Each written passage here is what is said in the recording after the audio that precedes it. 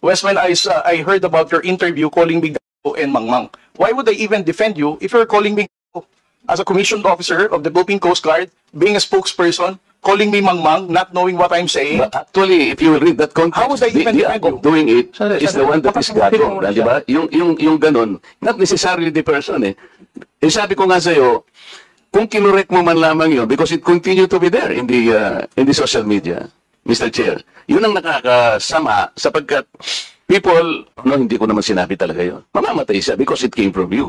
Pero pag hindi mo sinabi, at you continue to be silent, akala ng tao, sinabi mo. So that is the problem, Mr. Chair.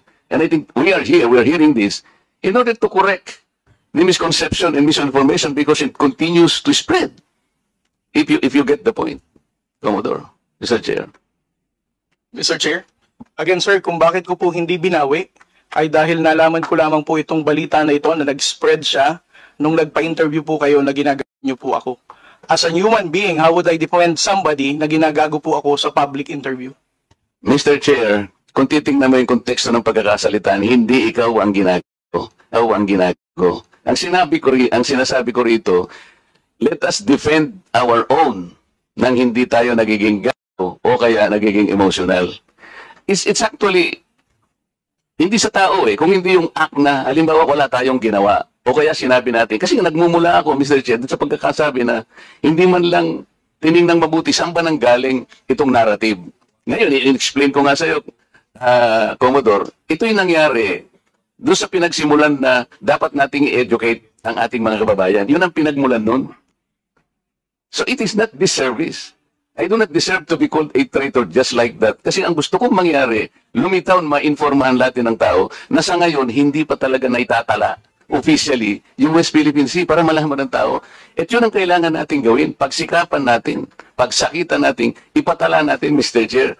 Because pag napatala na natin yun at ginugel nila, o talaga palang merong West Philippine Sea. Hindi lamang dahil sa nandun, gumawa na tayo ng batas. Because, Mr. Chair, that is preparatory para maipatala na nga natin eh.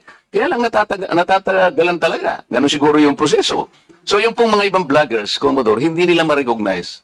Kaya example ko kanina, ginugoogle, wine-waste ni Congressman Barbers, yung kalye na nirestro na gawa lang ni Congressman Paduano, hindi po niya makita. So nagkakaroon ng confusion. The tendency to be misinformed proceeds from the fact na hindi pa talaga naipatala, sir. That's the only point. Mr. Chair, ngayon, kung babalik po sa Google, Mr. YouTube, ito kumakalat, lumalakad, but you are not doing anything to control this. So, ang daming, ngayon, nagbabasa sila sa akin, oh, si Marcoleta, pro-China. Ayun, may lumitaw na naman through your platform. Lahat po ng senador na kagrupo ni ganito, lahat po sila ay pinoponduhan po ng China. Nandito ngayon. I will show it to you before you leave, sir, na lumilitaw na naman dito. So, kasama po ako doon sa grupo na yon na pinipinance ng China. Ganun po eh. So, it becomes now an election misinformation that will impact on the credibility of the election. Maaaring mamislead po na naman ang mga tao.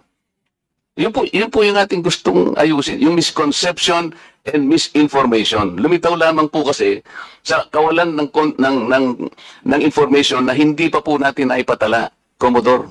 Hindi pa nakatala talaga officially. Tayo-tayo po, walang problema eh. Kung tayo-tayo lang.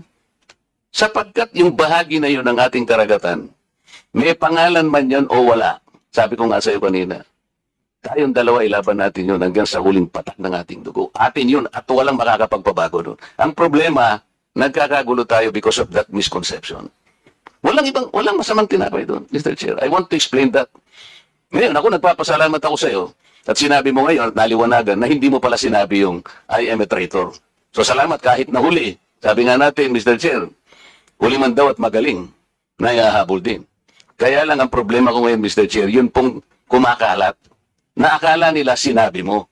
At lumaki nga, sapagkat siguro, dahil medyo nasaktan naman ako, nakapagsalita ako ng wag nating depensa ng sariling atin na magiging emotional tayo o kaya nagpapakagat tayo. So, kaya lumaki ng lumaki dahil lamang doon. But the context, Mr. Chair, the context is, gusto nating wag gamitin ang misconception or misinformation, lalo na ng mga vloggers, sa lahat po ng bahagi o aspeto ng ating buhay. Ang West Philippine Sea ay atin. Commodore. Yes. Because this is the exclusive economic zone of the country. And there is no changing that fact. Kahit anong magbalik-baliktarin natin ang mundo natin, atin ito. Kaya lang ipatala po natin yung pangalan para po hindi gamitin sa misinformation.